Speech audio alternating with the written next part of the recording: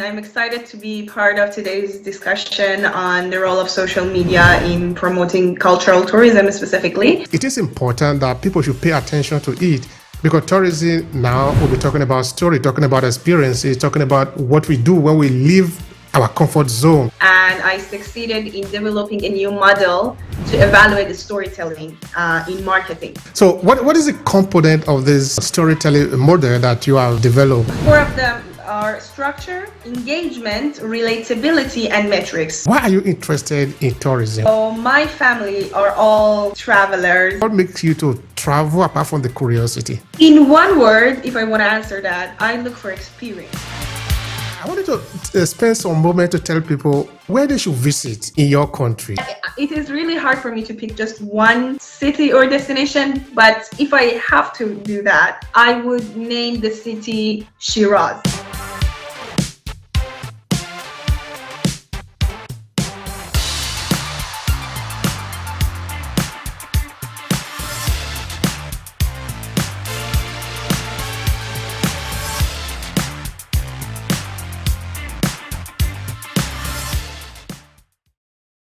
Thank you so much for joining me. We have just started now. So I want to welcome everybody to this conversation. Of course, the topic remains cultural tourism. We believe that tourism is an important conversation in today's age and time. And of course, this is an event that we do once in a month. Today, I'm really happy to have Elham with me. Of course, there are three other persons who are going to be joining us, but for now, we are here. We are talking about tourism because we love it. We really love it. I've been in the tourism sector for more than 10 years. It's something that I'm really passionate about. I just wrote a book about it. And yes, I love it. I love tourism. So, Elham, now tell people about you. Let them know who you are. Sure. Hi, everyone. I'm Elham, and I'm excited to be part of today's discussion on the role of social media in promoting cultural tourism specifically. I am a recent graduate in Master's Hospitality and Tourism Management, and as also Obehi mentioned, we are doing this because we love it.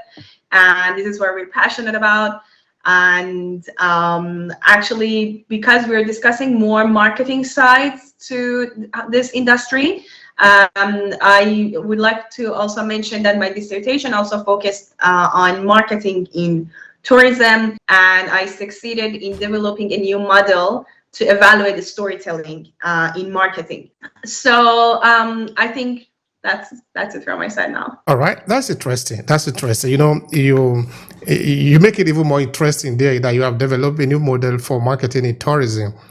You know, before we started to record just now, I was just sharing with you that tourism is a very huge industry, trillions and trillions of dollars industry. So it is important that people should pay attention to it because tourism now will be talking about story, talking about experiences, talking about what we do when we leave our comfort zone. Because if you are a tourist now, you move from your city to another city, you are leaving your comfort zone. What happened there? What do you experience? Because at the end of the day, it's also going to be about experience. And because it's not a tangible product that you say at the end of the day, it becomes very important that we know how to leverage the power of storytelling there, because we need to now engage people at the level of emotion so that even though they don't see it, they don't feel it, if they can experience it, now it is easy for them to participate in it. You know, but I like what you were saying, that you have developed a model where you use storytelling. I don't know if you want to tell us something more about that. Yeah, sure. Actually, I should thank my supervisor for dissertation, Mr.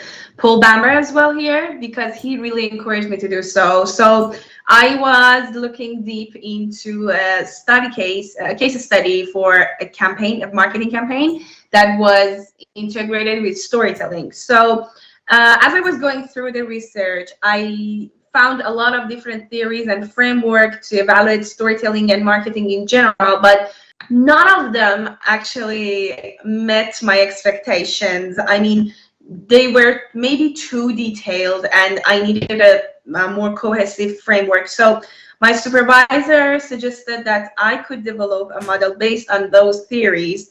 So I developed that model that has 4 components. Structure is the first one, and it talks about how the whole story should be structured, I mean, literature-wise. And it also talk about engagement, how the audience feels engaged, how they're attached. It also talks about the relatability, how they feel related to it, and also the metrics is the last aspect of it. Of course, when we're talking about social media marketing, metrics are high importance. The number of likes, shares, views. We know that maybe they do not provide a whole cohesive, complete judgment, but they can give us some ideas how the audience is feeling about that story or that marketing purpose. So yeah, I developed this story to analyze that specific campaign, and now I am working on an article, on a journal article, to publish it hopefully soon. All right, that's lovely. So, what is the component of this storytelling model that you have developed? What are those areas? I heard you made mention of the three part in it. What is behind these three or four parts? So, could you break it down for us? Four of them are structure, engagement, relatability, and metrics. So each of them are based on a specific logic. So structure is, as I told you, about how the characters are developed, how the setting is developed. And it's because, of course, we're talking about storytelling. We cannot ignore the fact that it's a literary term. It's coming from literature. So and each of these aspects are developed based on some other theories by other, famous and credible authors. So as a new person in academia, I couldn't just generate my own. I made sure to build up my work based on others. So as I said, the first one is structure, talking about characters, setting, plot, even climax, and relatability and engagement are kind of interconnected, because if audience is feeling attached to the story, if they feel that the story relates to them, they resonate with it, they can be engaged as well. So these two components are also based on immersion elements, how they do not feel the surrounding for a few seconds, a few moments when they're reading or seeing the story. And I talked about metrics as well, how we evaluate the marketing metrics, share alike, view, and also other financial metrics such as the profit on income and things like that as a result of a specific campaign. All right. Thank you so much for that. That's interesting. We're actually looking at it from the point of view of business too, because we are talking of the return on investment, no? Because you are putting your time in it, you are going to get something in return at the end of the day. I just threw it just there now that this is a huge industry with trillions of dollars that is exchanging hands, no? So yeah, there is a lot of money that is in there. So it is good that we have the metrics, the KPI, to be able to measure whether the story that we are telling or the marketing that we are doing is effective. Exactly. All those are really important. Ma, would you like to share with me a personal story? Why are you interested in tourism? Yeah, I think it actually goes back to my childhood. So my family are all travelers. I mean, not for money, not that it's their job, but whenever we found the small chance, a few days break, we would travel, maybe just to a city near to us, just the city break. Sparkled something in me since I was a very young child. I was always traveling. I even traveled alone as a teenager with other groups of students in my school. So there has always been this environment. And even now, I prefer to, apart from my studies, apart from my major, even for personal, decisions, I prefer to spend on traveling more than anything else. I can live by, the same clothes or the same furniture for many years, but I cannot think of, spending 6 months without traveling. So I always try to travel every few months. Maybe a city break, maybe just 1 or 2 days. It can be short, it can be on a budget, on tight budget, but I always make sure to do that. It gives me a feeling of freedom, and it gives me a feeling of challenge, because I tend to be a little too steady sometimes. And maybe if I have a holiday for a week and I'm not planning to travel, I will stay at home all week nonstop. So traveling is the exact opposite of that for me. It gives me the challenge of not being home, being away from my, comfort zone. And I like that challenge. I like this, imbalance actually that happens in my daily routine. I think that's the opposite side of me being an introvert. All right, but that is really very interesting. Now you see where that question was coming from. It have to do with the fact that you see, I said before that we're talking about this because we love it. It's important to talk about it. And now you are talking of social media marketing for cultural tourism. Someone might be thinking, okay, maybe we just read it in a book. That is why we are talking about it. No, we are involved in it. We know what we are talking about now. In the sense that you have been on both sides of the equation, in the sense that you have been a tourist. You understand what it means. You've been a traveler. You have even been a solo traveler and all of that. So that gives you a kind of an edge in being able to explain to people what all this means, no? So maybe I should put the question like this. When you travel, let's stay on you for some time before we move back to cultural tourism. What are you looking for? What makes you to travel apart from the curiosity? In one word, if I want to answer that, I look for experience. You can have luxury hotels everywhere in the world. You can have McDonald's everywhere in the world. Different food, different steaks, different cuisine. I'm looking for experience. So this is not just about travel, because I told you I studied hospitality and tourism. Maybe we can look at it this way. We all know that some restaurants, some places that provide specific cuisine, people make jokes that, there are pretentious small amounts of food, but it's extremely expensive. And why do we have to pay that much when it doesn't even fool you, make you full? So that is the part of the experience. So if a chef like Gordon Ramsay is making a plate, thinking about it for many hours, how to just decorate the food, it's all about experience. How the waiters and waitresses are serving you the food, how they bring it to your table, how they serve you, and how they stand by you, it's all part of an experience. So it's not just about the food we have. Of course it's a matter of preference as well. I myself do not actually visit those kind of restaurants very often, but during my studies I realized and I understood what is the reason, what is the logic behind that. So in travel, the same, I'm looking for experience. So I don't mind if I'm staying in a low budget hotel in a I don't want to name anything, any hotels, so there is no offense, but I don't mind if it's one-star hotel, 2-star hotel, as long as it gives me a good experience. I remember I was staying in a very, very humble, hostel, and when I checked into my room, it was not as hygiene as it was supposed to be. I did not expect what I received. So I called the reception and I said, it's not very clean. Could you please send someone in to clean up here? And the reception came and cleaned the room himself because there were no cleaning stuff available at the time. So this made all that bad experience at the moment of checking in go away.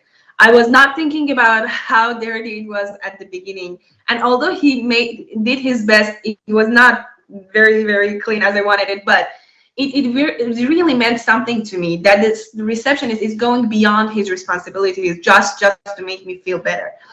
So that's one of the main things to me when I travel. That's lovely. That's lovely. And you see, when you were talking of experience, some of the things that was actually floating in my head is that, okay, you could also get experience is that you get a very fine suit now. That is where you are going to be living. Everything is so chic. Yeah. But another experience is that you have a human experience, the one-on-one touch, that is different. And I sometimes think that what people are looking for in tourism is not just the glass house. They also want to feel the human touch. And sometimes it happens in some of the most unexpected places, times, and circumstances. Now, let me explain something to you, an experience that I had. So a friend of mine was coming to visit me from, I think was coming from Germany. Okay, I didn't have enough space in my house, so I booked a room for him. In the hotel where I booked a room for him, he came. There was another guy who a tourist who have come from the US. This was in the period of COVID-19. He have booked his flight. He was already on his flight about to land when he got the news. Of course, when the news happened that his friend that he was coming to meet in Verona had COVID, so he couldn't meet him because it was a very strict rule here. If you have the virus, you cannot meet people. So of course he cannot just come down and then fly away. So he come down. He went to the hotel because he couldn't meet his friend. And when I went to meet my friend, and then he was telling me the story because at that time we planned that I'm going to take my friend around the city of Verona to show him around the city. So this guy now is confused, doesn't know what to do, doesn't know anybody here. The only person that he knows is his friend, but now his friend is locked down. So he cannot see him. He cannot tell his friend, oh, be showing me, how do I go around in the city? Where should I, But now he shared this story with us. We took him around and we said, okay, let's go have a walk. This guy was so thrilled as I took them around, showing them the arena of Verona, going to the site of Romeo and Juliet and all these beautiful places in Verona. He was so happy. Now, why I'm sharing this story is that some of these experiences actually happen when you less expect them. They're not part of your itinerary, these are human experiences that you are never going to forget. Now, in my new book about tourism, at the end of each chapter, I leave series of lines and ask the reader, I expect that you are a tourist. I expect that you are buying this book because you are interested in tourism. But what I'm proposing to you is to write your story as you are engaging in tourism. So at the end of this chapter, what is your experience? Write it down. And why I'm doing this is intentional for me. I want my reader to become a co-author of the book so that you just travel to Greece, no? But what did you see in Athens? Did you have any experience? Like in your case, that particular experience that you have, you just write it down there. That becomes your experience. Of course, you might not see the value there just now, but think about it. After 5-6 years, if you go to reread that book, that is going to be a wealth of experience for you. So I agree with you 100% that what people are looking for is the experience. And the experience really make it rich, make the entire journey rich. All right, now that leads me to this point. We're no longer on you now as a tourist, but as somebody who is explaining tourism to somebody else. No, how do we propose this experience using social media, marketing strategy, whichever way we want to approach it? We want to let people know that there is this experience in the journey. How do we do that? Exactly. Actually, this was the topic of our last session of this podcast. So we talked about storytelling and generally marketing in tourism, how we can integrate it. So I believe one of the reasons that storytelling is becoming more and more popular in marketing, not just in tourism, marketing in marketing generally, is because of the same aspect of experience. So when marketing is integrated with storytelling, when you are telling a story to the audience, and trying to, attract them to that specific destination or that specific product or service or experience again, you are not just showing them some beautiful pictures of a luxury hotel and, just like so many other advertisements out there. You are actually giving them a moment of the experience ahead of them. You are depicting what experience might be might be waiting for them. So when a campaign uses marketing and try not just to sell that a specific tour package or that specific stay, it gives a feeling of attachment to the potential clients. They do not feel that they're just spending money. They think they are buying an experience. They think it is adding something to them. And I think this aspect of experience is becoming more and more important in tourism. In around 10 days, it's Persian New Year. We call it Nowruz, which literally means new day. So it is when the earth completes one full cycle.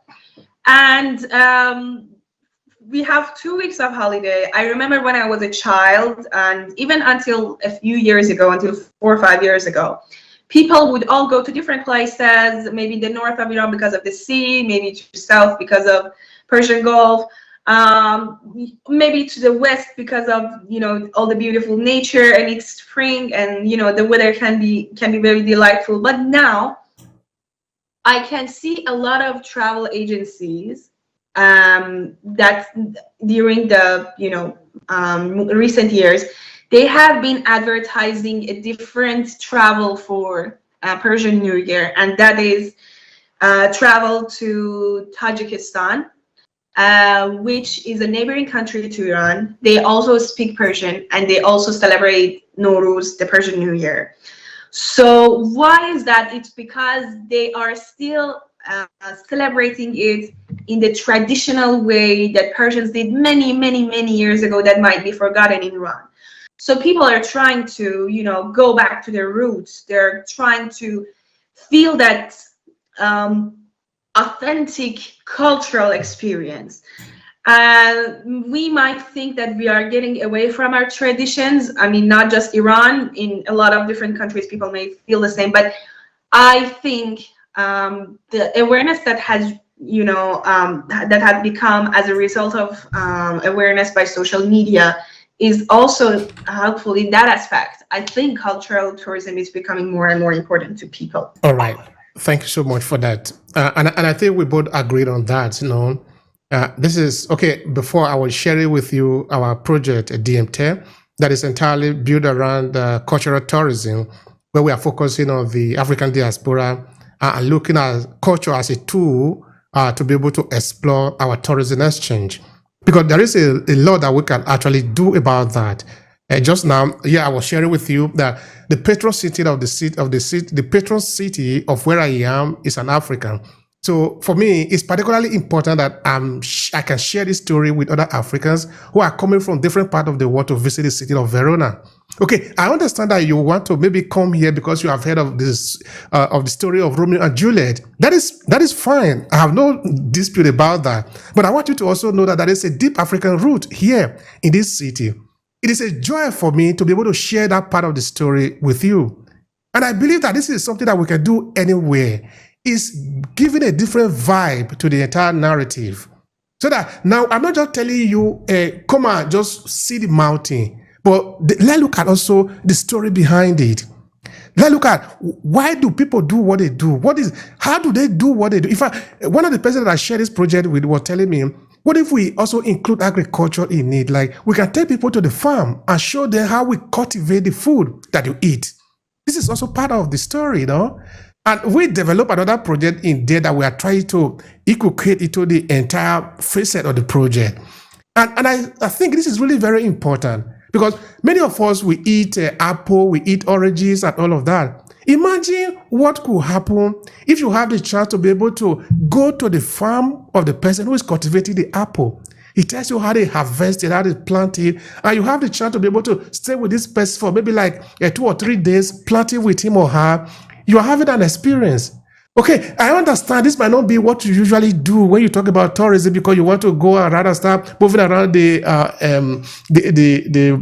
chic area, looking at the palace and all of that. But we think that human touch is also very important. Of course. What about if we could go to a place and we could slaughter an animal, everybody will be there to eat together. in the farm, fishing together.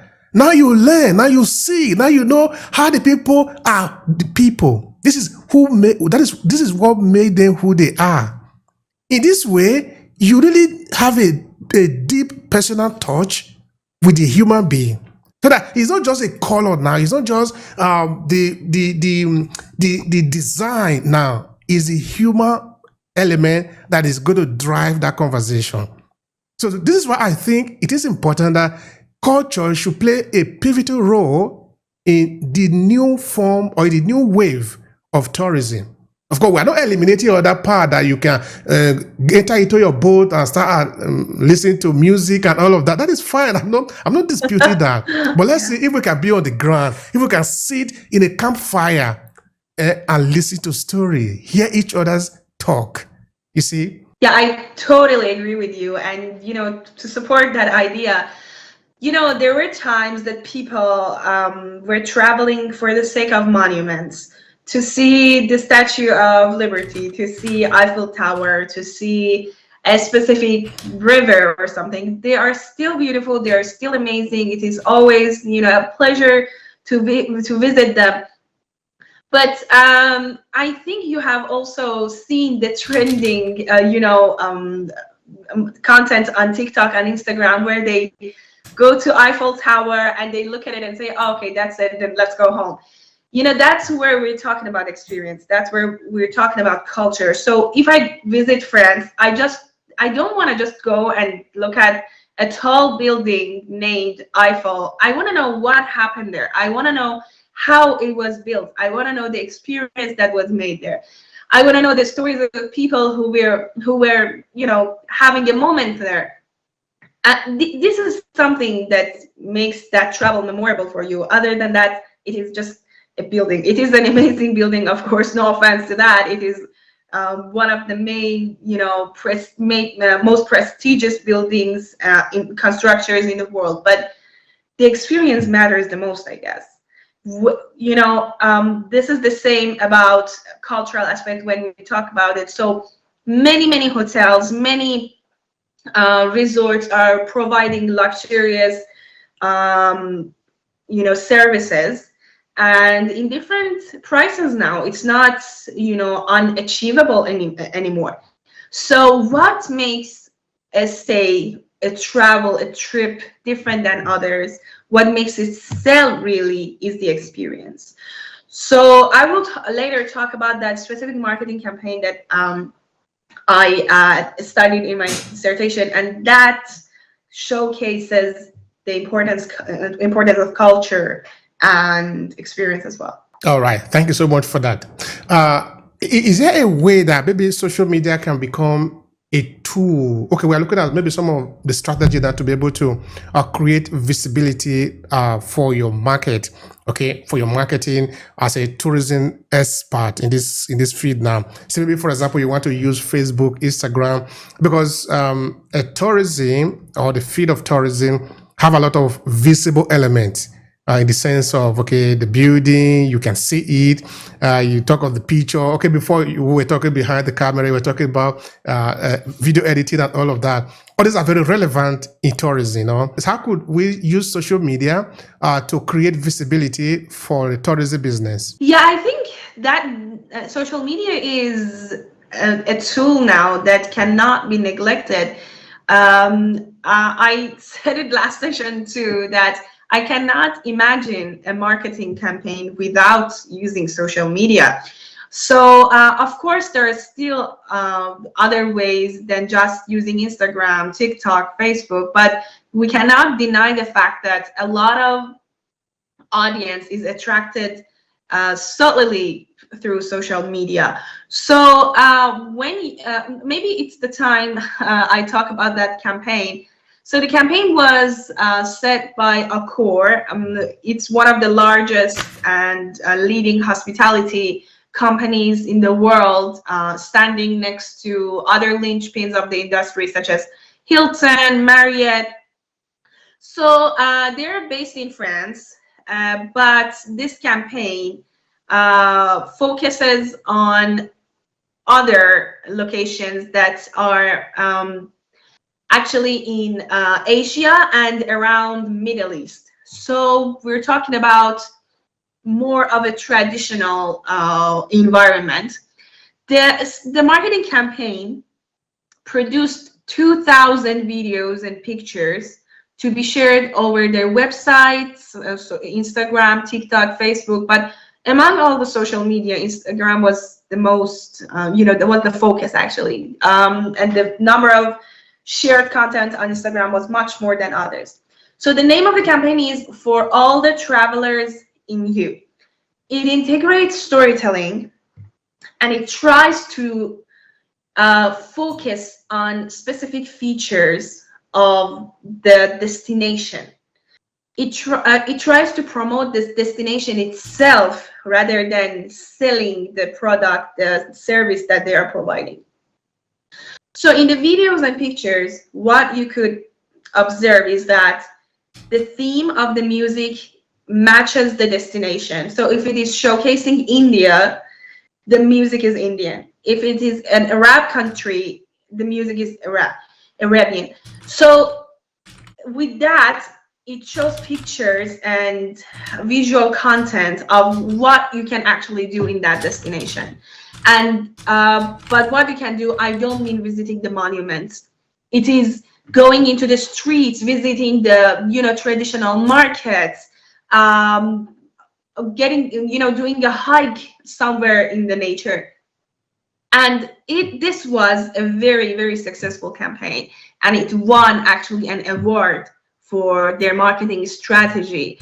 And I think the engagement level with their audience was high enough to impact their selling goals.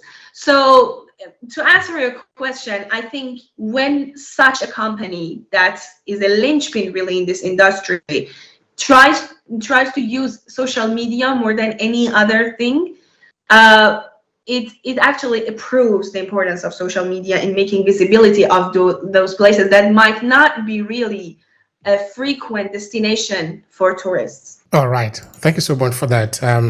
Anyway, you see, we cannot forget to talk about also the origin, where you are, our culture, though. Okay, I wanted to spend some moment to tell people what they can, where they should visit in your country. This is the most important part of the conversation. I love it. Because now we're talking about recommendation. If you ask me, for example, where should you visit in Nigeria? Of course, I have a lot to share with you. So since you are here, you are a mouthpiece of your country. We are ambassadors of our people. Yeah, of course. So then, I remember, for example, I was interviewing an expert here. I was telling her, tell me why people should visit your country, because I think she's coming from Macedonia. She loved it. Of course, I could see it in her eyes, Yeah. and it was lovely. So share with people what they can benefit visiting your country. I'm not saying this just because I'm from Iran. It's not really that. Sincerely, it is a beautiful country. It is not really what news really cover about. Of course, there are some struggles sometimes, but it is absolutely safe. So we have, we call it a four-season country because in specific times, if you come to my country, you can see snow in some parts. You can see a very hot, sunny desert somewhere else, a very springy weather in some other places. So it is really hard for me to pick just one city or destination, but if I have to do that, I would name the city Shiraz. You might have heard the name of Shiraz for wine, and that's true. That's true. We do not produce it, I guess, anymore because of the rules in the country, but it has been famous for wine for many years because of grapes and everything. But other than that, it is a beautiful city with amazing nature, and the weather is always mild. So whether it's winter, whether it's summer, I visited once in July, so it was hot, but it was still mild. It didn't irritate your skin, or it didn't irritate you. And it has all these cultural places that you can visit and not just visit the monument and go home. So it is the home for the tomb of several important poets in Persian literature. Hafez, Sadi, you might have heard.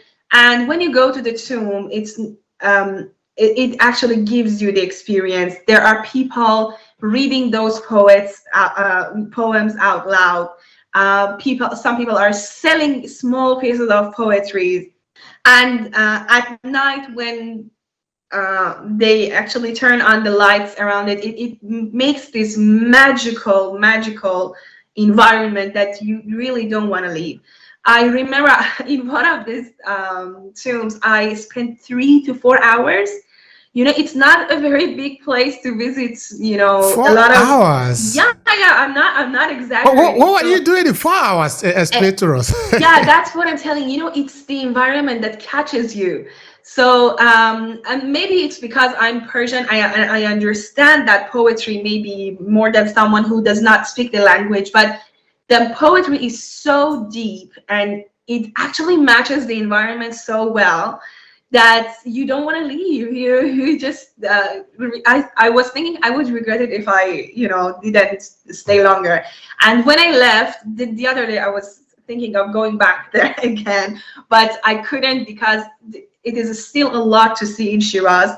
We also have Persepolis, which is actually the remaining of a big palace of one of the biggest civilizations in the world for I don't want to give a date because I'm not very good at that, but it's for many years ago, maybe 400, 500 years ago, or even more. It's for a dynasty we call Haratinejad, and you can see how huge it was. And it makes you think, how could they do that with those tools and without all without the technology that they had? So it's amazing. Maybe you search Google for it, Persepolis. I'm saying it again. So that is a little outside of the city, but it's not very far. You can get a ride within an hour. So yeah, if you visit Iran just once, make sure you go to Shiraz. Other than that, we have Isfahan. It's also a cultural city. We have south of Iran, we have an island named Qish. It is also about the culture, and in a specific days, we do have festivals there. So there is traditional dancing, traditional singings, and I said that last session as well. The food in Iran is amazing, and I'm not saying it as a person who is used to the food. I have witnesses from different countries. I think you will find at least 2, 3 dishes of Iran that you will always be looking for outside Iran too. That's lovely. That's Yeah. lovely. You truly are an ambassador. Yeah, I That guess is the I way it's am. supposed to be. That is the way it's supposed to be. We should be selling our country, our culture, our heritage. Exactly. This is what it's about, no? Because Exactly. after you say all this, there is no reason why somebody who heard you, it's not just the verb, what is coming out from your mouth, but also the expression, the way that you really share this joy of talking about your culture. This is what we are saying. Let's Yeah. celebrate. Let's celebrate our culture. Let's invite people to feel it, and that is what I understand is that many people have a single narrative to many events, many story. Either they can look at an entire country and just put it in a box and say, okay, maybe that country is good or bad. No, we are made up of many, many things. Depending on what you are looking for, you will find. If you go to Iraq, Iran. It's Iran. there are I know. Oh, I Iraq. know. Yeah, the neighboring country. If you go to Iraq, you will see huge history to explore. But many people probably understand it that maybe what you can see in Iraq is people killing people. But it's not true. That is not true. That is maybe one part of the story. The same way that you're talking of Iran. It's the same way that you could look at also of Saudi Arabia and many other places in the world. So there are huge history behind what people don't even report at all. So this is why I think all of us are called upon to become ambassadors of our culture, of our history, of our heritage. We owe it to our people. We owe it to this world to let the people know that where you need to visit is not just France, it's not just Berlin and London. There are many, many beautiful places to visit in this world, and there are deep history too to explore there. And of course, it is up to you. It is up to you, up to me, to sell my culture to the people. And this is what the cultural tourism is also about. That it is more than just Berlin, more than just Paris, more than just London. You can also visit Tehran. You can also visit many other beautiful places. Visit Abuja or Lagos or Accra. There are deep history there. Now, in DMTED, which is our project that we are working on, of course, DMTED is not yet available for people to sign in. Probably by September, they will be available for you to sign in. We are looking at how do we explore our culture. There are deep cultures in Africa that people don't even know about. For example, we talk of the Agugu Festival, we talk of Eyo Festival in Lagos, we talk of Igwe Festival in Benin. There are many, many cultures that what we are actually saying in this project is that you don't need to read it in a book. We are ready to take you there. Get ready. Let's feel it. Let's enjoy it. You don't need to maybe get the picture somewhere. You can be there inside the picture. You can be there as part of your story. There are many from Johannesburg to where is it? To Morocco, to Congo, to Nigeria, to Ghana. Is full of history. So cultural tourism is going to reawaken tourism. And it is time for us to use all the tools available for us to share it, to help people feel it. So thank you so much for that sharing. Yeah, thank you for this, for hosting this session. Actually, it was really interesting subject, and I think we all have a lot to say about it. I think everyone, from different parts of the world would love this, opportunity. And as you just said, the world is not just about the main places that we know about tourism: Berlin, London, Paris. Of course, they're amazing. Of course, they're always lovely to visit. But for example, myself, I am thinking of my next, destination for travel abroad to be India. And the reason why is because of course, my Indian friends here, but also because of the festival named Holi. It's the festival of colors, and I hope I'm not wrong, but I think it's in the celebration of spring. So I was thinking, yeah, of course, I would love to visit India to see all the beautiful monuments, Taj Mahal and everything, but I want to feel that experience. I want to be among those people. I want to feel how they feel when it's, Holi, when they, dance around, throwing powder color at each other. So that's what I want as a tourist from that experience. Taj Mahal is always there. It is always beautiful. But what about the experience? That's what we should plan for. Lovely, lovely. This is what it's all about. It's about the feeling. And if you come to storytelling, like you pointed out, the reason storytelling is really fascinating is because of the emotion that they transmit to the people. Because when you hear something well, it remains with you forever, for eternity. So you can't pretend that you didn't hear it. Because when you hear something, it is impossible to unhear it. You can't do anything about that. You can pretend, but it is in you. Yeah. So storytelling really is powerful for people within the tourism sector, but also in other areas. Okay, of course, we are focusing on tourism today. So yeah, I think this is really a conversation that we need to continue to explore. And I thank you so much for the time. Thank you. Thank you so much. Thank you. Thank you for this opportunity. I really enjoyed these, sessions of this podcast. Thank you. I appreciate it. So is there anything you would like to say more? I don't know, maybe you want to tell people how to connect with you, how to learn more about you. Yeah. Thank you. Thank you so much. Yeah, actually, I am pretty active on my LinkedIn, and my email address is also linked to my LinkedIn profile. So I will be there if anyone needs me. Right. So Elham is available for different kind of opportunity. So reach out to her. You can learn from her, and she can also learn from you. She just graduated, of course. She still have a lot to learn in the field, but she's an expert in the field, of course, you can see. But she's also open to different opportunity. And that is what we are here for, to connect, to learn from each other, and to extend the hand of friendship. So thank you so much for that, Elham. Sure, and thank you, Obehi, for these sessions. They're really precious, and I always look forward to the next session. Thank you so much. I appreciate that. Thank you so much.